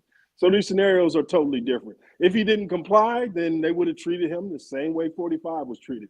But he complied, so there's no case. Thank you. You see how that went really Yeah, fast, Todd? You the see Keith how that went, doesn't like Todd? it. He said his Keith doesn't point, like it. Todd. So He it's didn't killing ask me. anybody any questions, Todd, and No, he stopped. that I had to get an answer, which he flip-flopped on his answer, because first he said we should not give Israel any money. Then he said churches should give them money. Then when I said, hey, so Yeah. are you saying they I said taxpayer money, and you heard it. I okay, said taxpayer money. all right. So What'd you you don't think we think were talking America should give Israel taxpayer money? No, I said Israel should get money from the nonprofits, the Whoa, church. whoa. Just Off of just my answer one subject. I question gotta at a move on. time. Yeah, don't try Yes. to Off You of my think the subject, and we're nonprofits running to out raise of time. billions? And Todd wants to stay on something for the entire show. The Todd, nonprofits will you can't not stay raise on something billions. for the entire show. Well, So, I'm not. if I you just see my want to be screen- able to replay this clip when I'm sure in you about do. a month he says, I never said that. Him and Steven do that. Yeah, Stephen, Okay, we got to give I'm Israel sure. because Hamas is killing everybody. Okay, thank you. The Trump trial in Georgia. If you look at the screen, top prosecutors in the Trump Georgia case under the microscope at high stakes hearing, written today by Ella Lee at 5:51 p.m. Fulton County District Attorney Fani Willis's relationship with the top prosecutor in the 2020 election interference case involving former President Trump will be put under a microscope tomorrow as a judge weighs whether she and her office should be disqualified from the case. Willis and Special Prosecutor Nathan Wade acknowledged having a personal relationship earlier this month, but insist there is no conflict of interest, asserting they were only friends when Willis hired Wade to investigate Trump in a sweeping racketeering case involving 18 other defendants. Keith, what should happen in the outcome in this trial tomorrow? I have no idea, my friends. Good job. Thank you, Keith. Oh no. I'll let the wise sage who pretends to be a pastor, and I don't know why he him ask. My congregation will be Why sending in did a he- letter. Why does he even come with that type of a title? What a disgrace. I mean, you're Okay, trying thank Such you. a horrible Christian, Blasphemy. always screaming for war that and is killing and total stuff. blasphemy. I figured I could throw it on my name too. That's blasphemy. Boy. Okay, go ahead, Beware of Pastor false Even. He comes You on better this show watch and he Beware of false preaches. prophets. You better watch that. You're dealing with God there, so I'll leave you alone. So go ahead, Pastor. You must not like Pastor Troy. You don't like Pastor Troy, do you? I'm going to leave. Pastor, come on, stop, please. I'm stop, sorry. It takes him so long to get words out. I wanted to make sure he was done. So no, you guys interrupt me so much that I don't get the words out. That's one of the reasons I leave things out, is because I get so interrupted. But go ahead. There's a Wambulance down the street. You can cry in the back of that. So to answer Stacy's question, the Fannie Willis situation, yes, they have a relationship. Now that's come out, and people are saying, more than anything, this is a media story, really a non-story that turns into this salacious thing that you can talk about because you're talking about what? An affair. When somebody who just now got divorced, and that would be Mr. Wade. But no, actuality, what is this case about? This case is about interference in an election. The phone call still exists. Him tampering with this election, find me 4,000 votes, still exists. So whether Fannie Willis prosecutes this case or the second chair or the next person steps up to finish the case, that's the overall thing that matters. Now, the funny part about the Republicans is they're accusing her of spending the funds that she paid to Wade to work on the case romantically. The problem becomes Wade is a former judge. He's been a lawyer for over 20 years. The brother has a little chunk of change. So the idea that he was waiting till payday to take Fannie out to eat or to take her on a vacation as if he wasn't already wealthy, that's where this gets a little weird, and we're getting into the territory of Trump supporters will say anything to kind of take away from the actual case, which is about a person using the office of the president of the United States to threaten and bully a Secretary of State in Georgia and tell him, find me 4,000 votes. $600 million. Stuff. I think it was 11,000. Wasn't it 11,000? But again, just go look into Wade, though. This is not a broke guy who needed this job and was waiting on a direct deposit. That's what I'm trying to say. But at the same time, never took salary as president. Isn't that wonderful? At the same time, you can take somebody like Trump, who paid a prostitute, a porn star, money to have sex. And you know that for a fact. See that? You see that? Yeah, do you know that? Her name is Stormy Daniels. We saw the check. Yeah. Okay. Okay, Aguna. Todd, run out of time, Aguna. You got to be quick. Todd, you are as wrong as the clock on your wall. Okay. Well, not yeah, I mean, Todd's this is a non-story. This is a deflection. I'm just messing with Todd. But yeah, again, find anything. You know, there's something going on over there. Everything's going on except for, you know, what's right in front of you in the topic at hand, right? So Trump is the victim.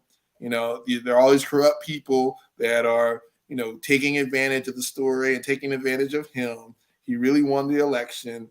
And so the fact that this prosecutor somehow, because of this affair, somehow negates the charges, I mean, again, classic whataboutism, classic deflection, classic projection, all that stuff going on here. It's amazing how two people have said it's a non-story, and yet they have a long comment. I made no comment. Anyway. Yeah, because we wanted to emphasize that this case is about Trump trying to influence an election. I mean, that's not a bully. Secretary of State. Because you didn't know about the topic.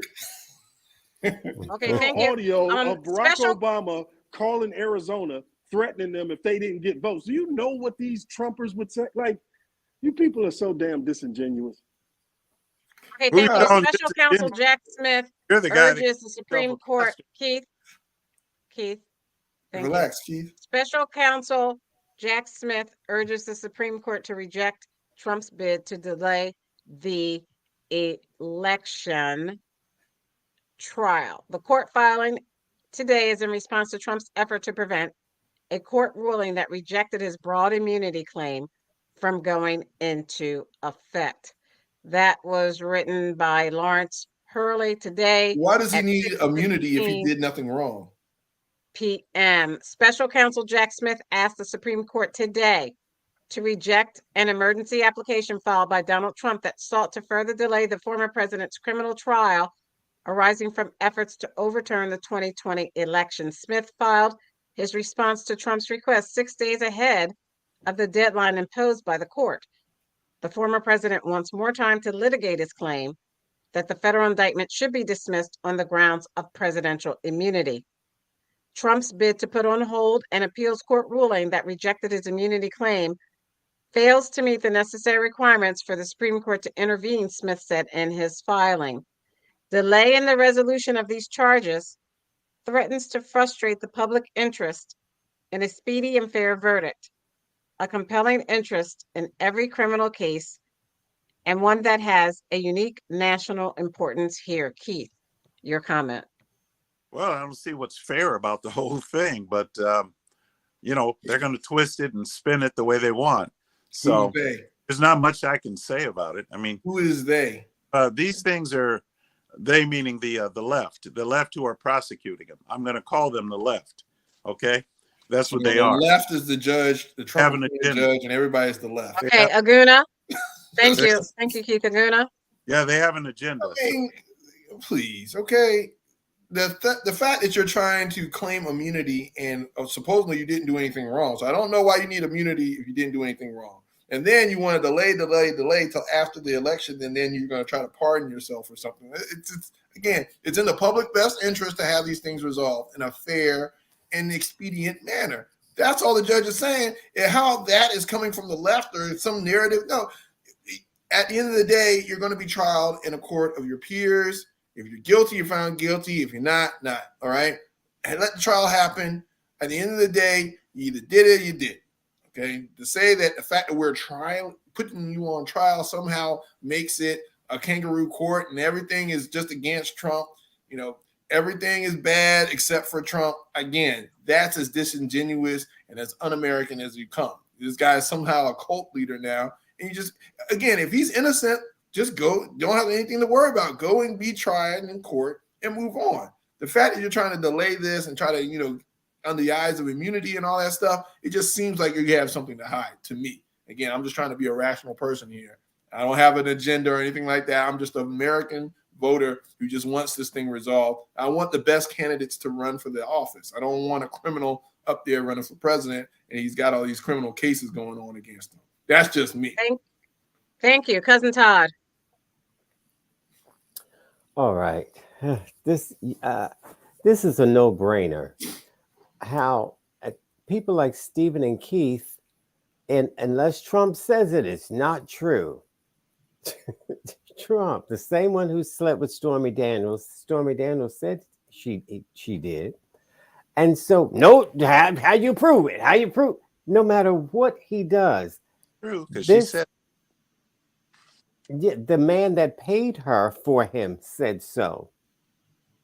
Yeah. And so this this is these people are hypnotized. When he said he won the election, Keith and Stephen believed it because Trump said it, even though 60 judges said you lost. These are Trump appointed judges. Well, then they're against him.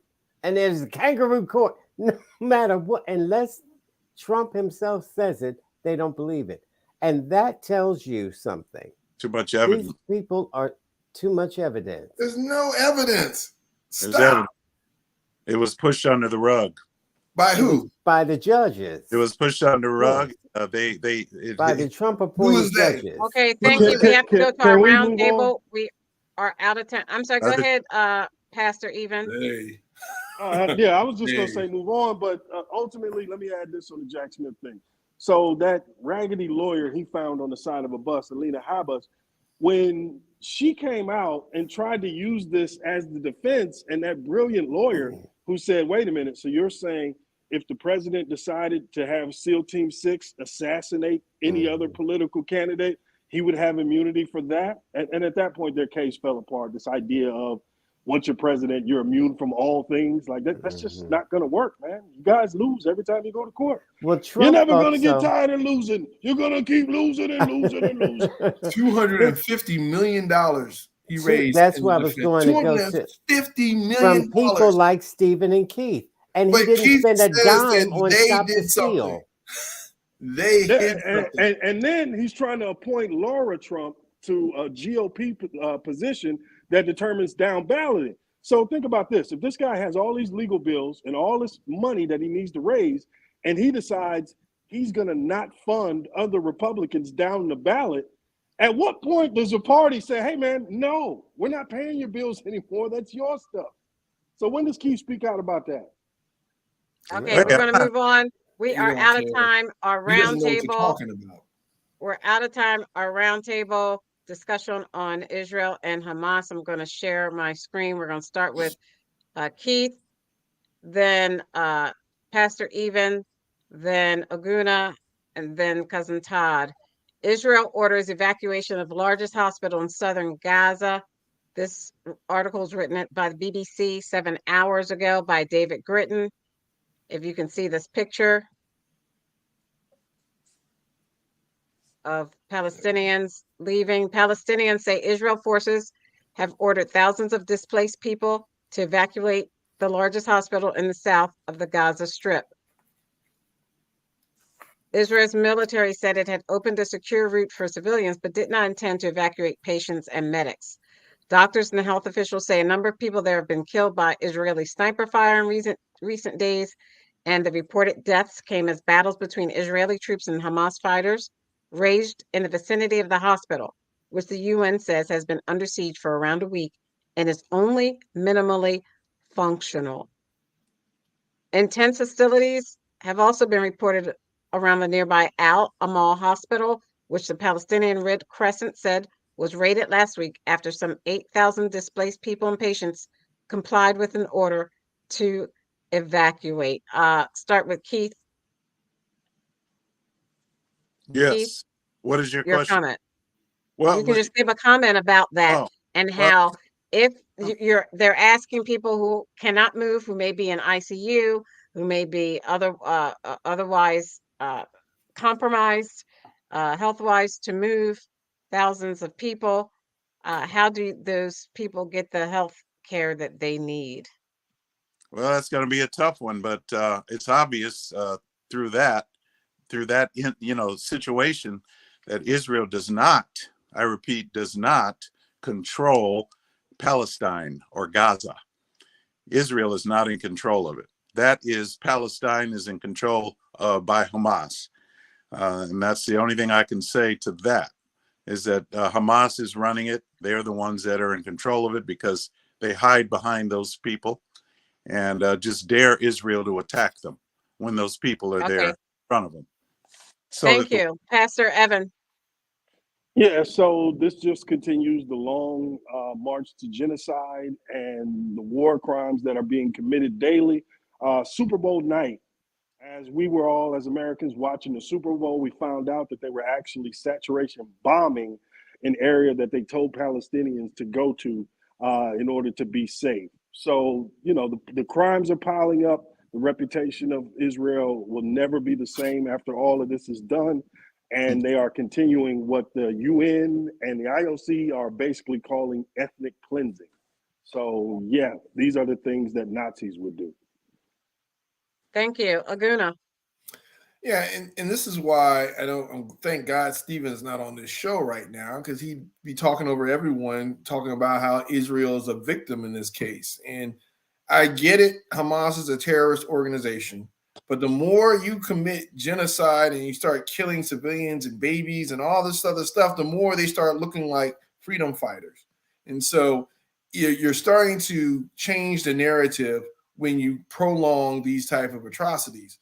And having that conversation, I mean, we can't even have, when you can't even have that conversation as Americans to say, hey, whoa, I get it. Hamas is a terrorist organization. They're in control of Palestine. But why in the hell are we bombing people and killing these people like this? And we're just going to deflect to a terrorist organization and say, oh, well, we're going to put ourselves on the level of terrorists in order to justify what we're doing. And again, enough is enough. The only adults in the room should be talking about it. And a lot of this is coming down on President Biden.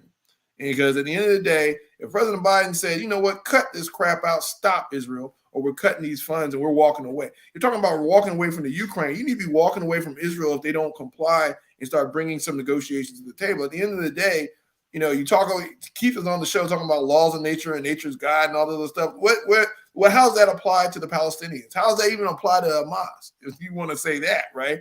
No, it only applies to Israel and their edict to do what they want to do. And at the end of the day, as an ally, we should be able to have those conversations and say, hey, you know what?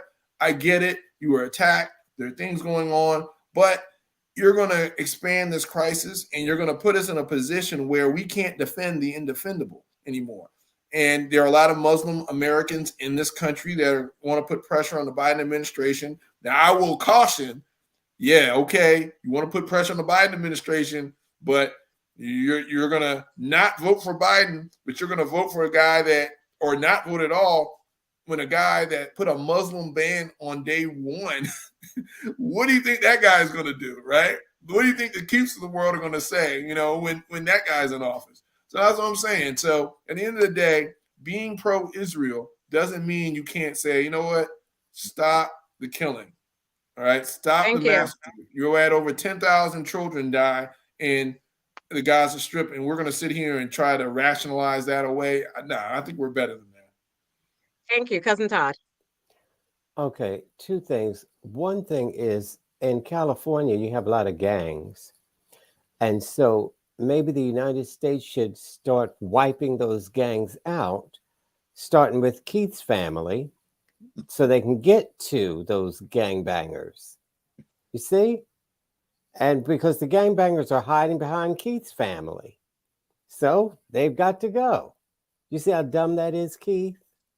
So I don't blame Israel for warring, but enough is enough. How far are you going to go? When they were attacked, certainly they should have attacked back. But to what end? Benjamin Netanyahu is disrespectful to our president.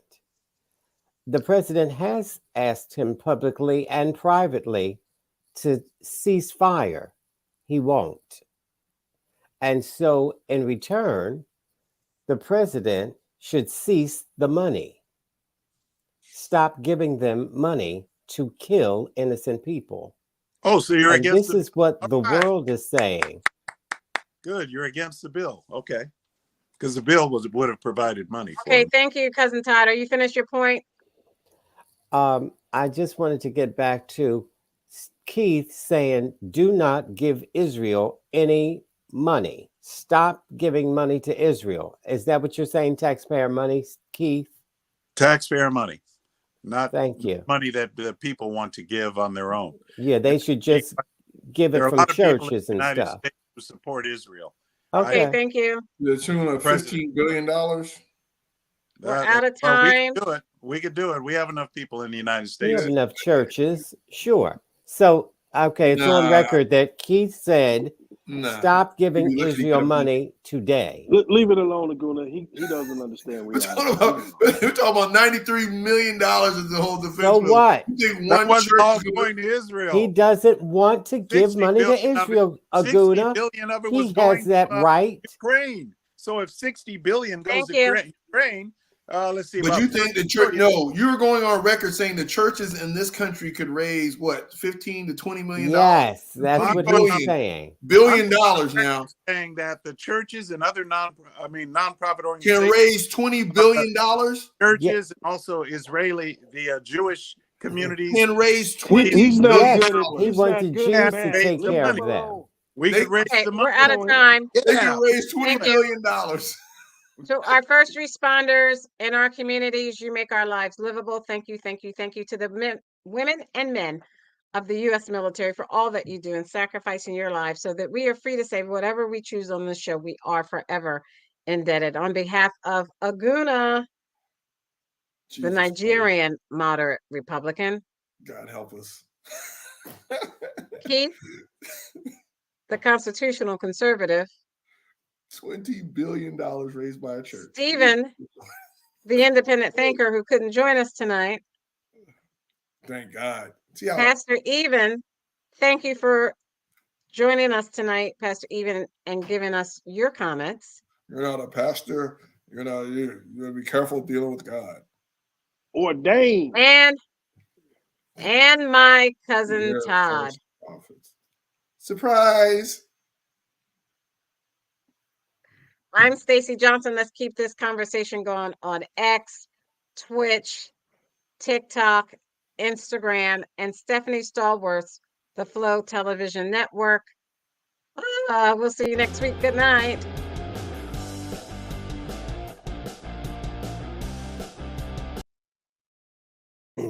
All right, I wanted it on record, Aguna. Happy Valentine's Keith Day.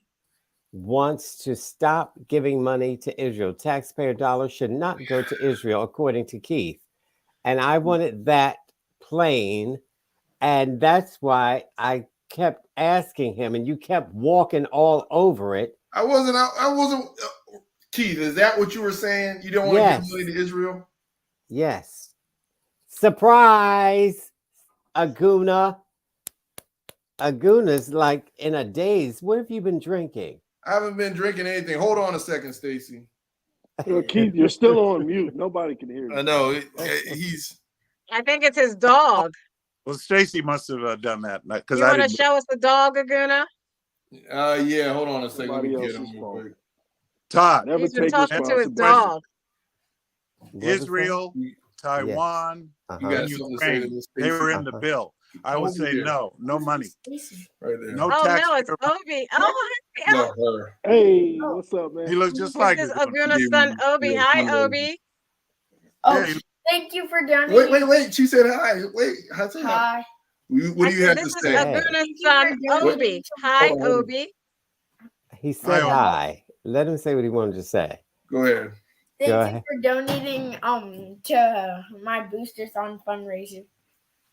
Oh, it was my pleasure to do that. First thing, Todd, you didn't give any money. Stacy gave money to Obi's Booster-thon fundraiser. And so you were actually like fourth or something on the list of corporate donors for Sporlitiks. But Obi was one of the top donors in the school. So all right. Yay! Good job. Congratulations, Obi.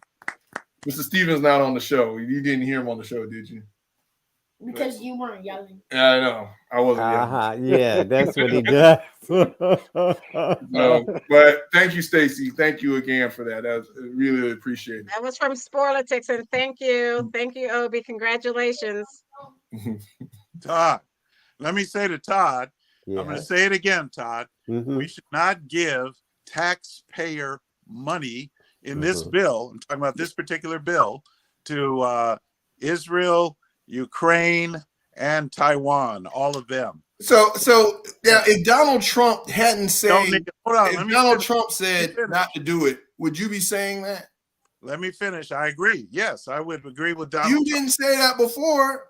No, I never said that until Donald Trump said not to do Todd it. Never asked me. This is just this just came up. You have always been. We need to give Israel money. We can go back and look on the clips. But I never said we need to fully fund Israel. I never stated the difference that I stated now. I didn't say that we should give them taxpayer money. I said, my God. What type of money would it be?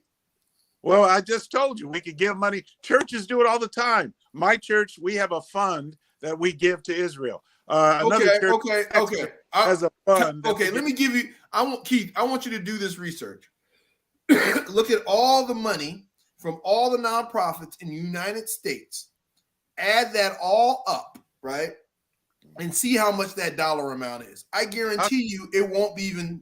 I'd be shocked if it was $1 billion, let alone $15-20 billion.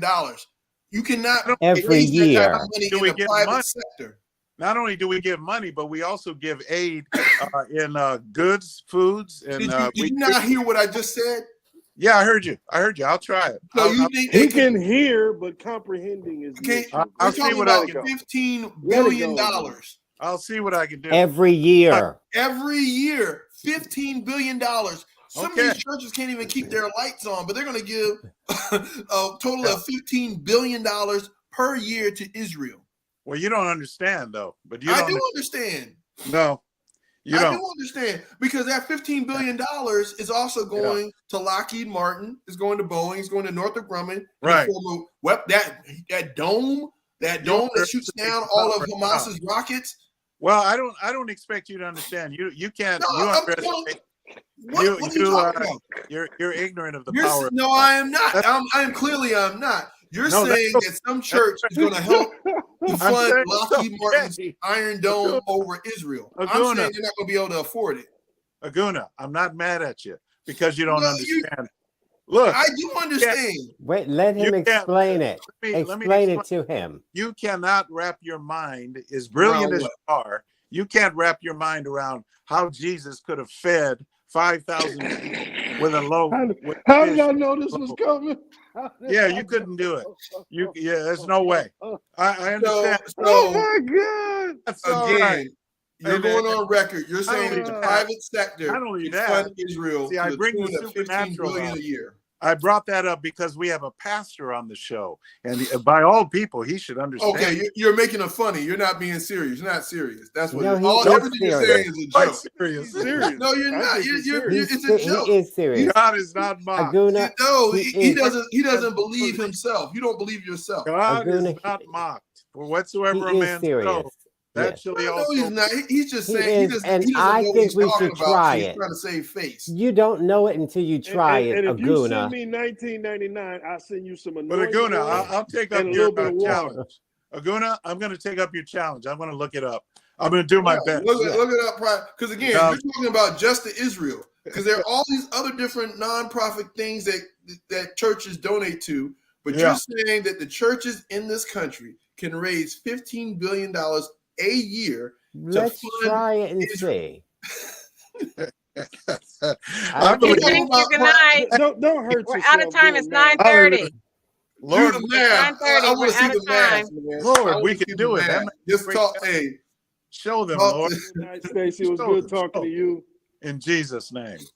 Hallelujah. let there be wine. All right. Thank you. Let there Good be night, wine, everyone. Keith. Let there be Good wine. night, Pastor. Don't Good listen night, to that Pastor. charlatan over there. I'm the only pastor here. Good night, Pastor.